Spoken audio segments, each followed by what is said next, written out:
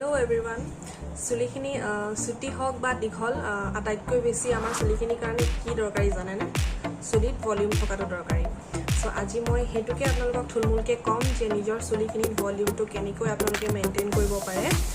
অকমান সহজ পদ্ধতিৰে দুই এটা সীমিত বস্তুৰে আমাৰ পাকঘৰতে পোৱা বস্তুৰে আপোনালোকে কেনেকৈ নিজৰ চুলিখিনি কৰাৰ পৰা বচাব পাৰে, নেচাৰেলি চুলিখিনি শাইনি কৰিব পাৰে, তাকে তাৰে অলপ থুলমুল হেয়াৰ কেয়াৰ ভিডিঅ' এটা মই আজি বনাম।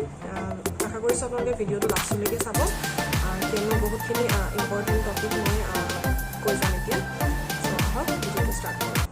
আপোনালোকে জানেনে যে পিঁয়াজে তাৰ খাদ্যত সোৱাদ বঢ়োৱাৰ লগতে তাৰ স্মেলৰ লগতে মানুহক কন্দুৱাৰ বাহিৰেও এটা গুণাগুণ আছে যিটো আমাৰ চুলিৰ কাৰণে বহুত ভাল।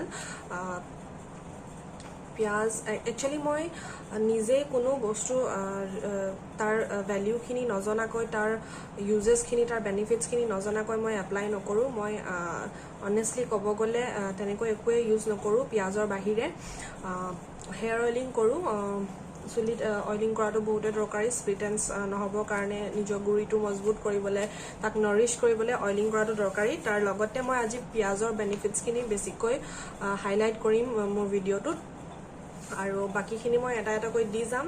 হেয়াৰ মাস্ক আৰু ঘৰতে কেনেকৈ আপোনালোকে স্পা কৰিব পাৰে সেইবিলাক মই পাছত দিম। আজি মই অনলি পিঁয়াজৰ ওপৰত ক'ম যে পিঁয়াজৰ বেনিফিটছখিনি কি, কাৰণ বেনিফিটছ নজনাকৈ যি টি মূৰত বা চুলিত বা স্কিনত লগোৱাটো মই নিজেই প্ৰিফাৰ নকৰোঁ। পিঁয়াজত বেচিকেলি যিটো ছালফাৰ এলিমেণ্ট থাকে, তাতে আমি যিটো চুলিত কেৰাটিন ট্ৰিটমেণ্ট কৰোঁ, কেৰাটিনৰো কিছুমান এলিমেণ্ট ছালফাৰত থাকে, কলাজেন থাকে, যিটোৱে আমাৰ স্কিনটো বুষ্ট কৰাত, আমাৰ স্কেল্পটো যেতিয়া হেল্ডি থাকিব তেতিয়াহে আমাৰ চুলিখিনি ভালদৰে গ্ৰ' কৰিব, সৰাৰ পৰা বাচিব, দীঘল হ'ব সোনকালে।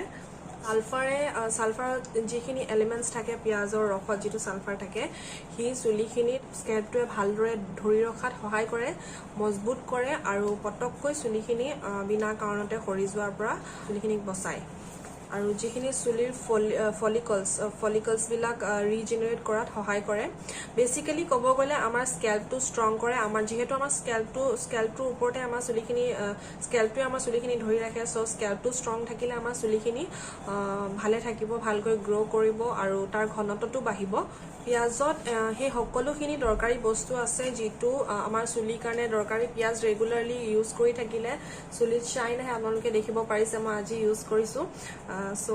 চুলিখিনি মই কোনো কণ্ডিশ্যনাৰ ইউজ কৰা নাই, অনলি শ্বেম্পুৰে ধুইছোঁ। আৰু ইয়াতে মই দুটামান টিপছ আপোনালোকৰ লগত শ্বেয়াৰ কৰি দিওঁ যে চুলি সদায় মাইল্ড শ্বেম্পুৰে ধুব, বেছি ষ্ট্ৰং স্মেল আহি থকা শ্বেম্পু ইউজ নকৰিব, আৰু তিতা চুলি নফনিয়াব, আৰু কণ্ডিশ্যনাৰ লিখাই থাকে বেক চাইডে যে সেইটো স্কেল্পত ইউজ নকৰিব। কণ্ডিশ্যনাৰ কেতিয়াও স্কেল্পত ইউজ নকৰিব, কাৰণ কণ্ডিশ্যনাৰ ধুলেও ভালকৈ নাযায়। চ' যিমান পাৰে আপোনালোকৰ য'ত জট লাগি আছে বুলি ভাবে তাতে ইউজ কৰিব, আৰু য'ত যদি নাথাকে কণ্ডিশ্যনাৰ ইউজ নকৰাটোৱে বেটাৰ বুলি ভাবোঁ মই। আৰু পিঁয়াজত কিছুমান এণ্টি বেক্টেৰিয়েল গুণো থাকে, যিটো আমাৰ কিছুমানৰ ধৰক মূৰত খজুতি হয় বা গুটি উঠে, ৰেডনেছ হৈ যায়, এনেকুৱা ধৰণৰ, বা গৰম দিনৰ কাৰণে বহুত ভাল। গৰমত যিহেতু আমাৰ মূৰটো ঘামি থাকে, বেছিকৈ ঘামিলেও ঘামখিনি চুলিত লাগি থাকিলেও চুলি সৰে। চ' বেচিকেলি এইখিনিৰ পৰা ইনফ্লেমেশ্যনৰ পৰা এণ্টি বেক্টেৰিয়েল প্ৰপাৰ্টি চব কিছু ইয়াতে আছে। এটা পেকেজ হিচাপে এটা পিঁয়াজ এটা পেকেজ মোৰ মতে চুলিৰ কাৰণে। চ' ইয়াত এই সকলোখিনি পাব আপোনালোকে, যিটো আমাৰ চুলিৰ কাৰণে ভাল। চ' আপোনালোকে এবাৰ এইটো ট্ৰাই কৰি চাব। কিবা এটা বস্তু আমি সদায় ইউজ কৰিলে কনষ্টেণ্ট নহয়, এবাৰ বা দুবাৰ ইউজ কৰি আমি ভাবোঁ আমাৰ বহুত চুলি ওলাই যাব, কিন্তু মোৰ হিচাপত আপোনালোকে 2 to 3 months ইউজ কৰি চাব লাগে। আৰু পিঁয়াজত কিছুমান এনেকুৱা পাৱাৰফুল এলিমেণ্টছ থাকে বুলি কোৱা হয়, এইটো মই নাজানো, কিন্তু মই চাইছিলোঁ তাত চবতে লিখা আছে যে ইয়াত কিছুমান এনেকুৱা পাৱাৰফুল এলিমেণ্টছ আছে যিটো আপোনালোকৰ সোনকালে যাৰ চুলি পকে, সেই পকাটো যদি আগতে ইয়াক ব্যৱহাৰ কৰে, আগৰ পৰা ইয়াক ব্যৱহাৰ কৰে, দেন সেইটো ৰখাব। আপোনালোকৰ যদি এতিয়া ৰিচেণ্টলি চুলি সৰিবলৈ বা পকিবলৈ ষ্টাৰ্ট কৰিছে, দেন আপোনালোকে অলপো দেৰি নকৰাকৈ পিঁয়াজ ইউজ কৰিবলৈ আৰম্ভ কৰক। সেইটোৱে মই প্ৰিফাৰ কৰিম।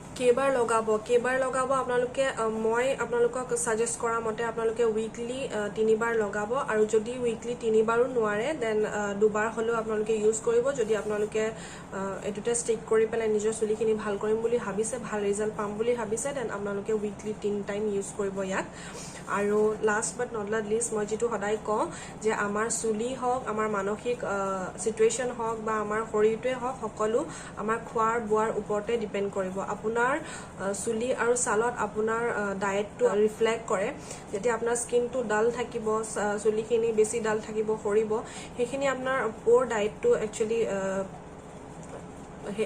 পোৰ ডায়েটটো দেখুৱাই সেইখিনিয়ে সো চেষ্টা কৰিব যে আমাৰ চুলি আৰু ছালৰ কাৰণে যি ভাল আমাৰ শৰীৰটোৰ কাৰণে যিখিনি ভাল হেতু আমাৰ চুলি ছালৰ কাৰণে অবভিয়াসলি ভাল হ'ব নিউট্ৰিশন আমি দিলে হেতু চুলিও পাব ছালেও পাব নখেও পাব চকুৱেও পাব সবেই পাব সো এটো মই সদায় আপোনালোকক কওঁ নিজৰ লাইফষ্টাইলটো আপোনালোকে হেলদি ৰাখক পানী বেছিকৈ খাওক চুলিৰ কাৰণে যি ভাল সেইখিনি খাওক কোনো এক্সপেন্সিভ বস্তু নখোৱাকৈ আমি নিজৰ ডায়েটটো ধুনীয়াকৈ ৰাখিব পাৰো যেটো মই সদায় আপোনালোকক কৈ থাকো সো এইখিনিকে কৈ আজি মই মোৰ ভিডিওটো সৰুহুৰাকে সামৰিছো আৰু আশা কৰিছো আপোনালোকে ভিডিওটো চাই ভাল পালে এন্ড আপোনালোকে যদি এপ্লাই কৰে আপোনালোকৰ ৰিজাল্টবোৰ মোক জনাব মই আগলৈ এনেকুৱা হেল্পফুল ভিডিও আপোনালোকক দি থাকিম আৰু আপোনালোকে যদি মোৰ চেনেলটো ফাৰ্স্ট টাইম চাই আছে দেন মোৰ চেনেলটো আপোনালোকে সাবস্ক্ৰাইব কৰি ল'ব আৰু সাইডতে থকা বেল আইকনটো আপোনালোকে ক্লিক কৰি ল'ব যাতে মই দিয়া ভিডিওবোৰ একেবাৰে সোনকালে আপোনালোকে চাবলৈ পায় আৰু যদি ভিডিওটো ভাল লাগে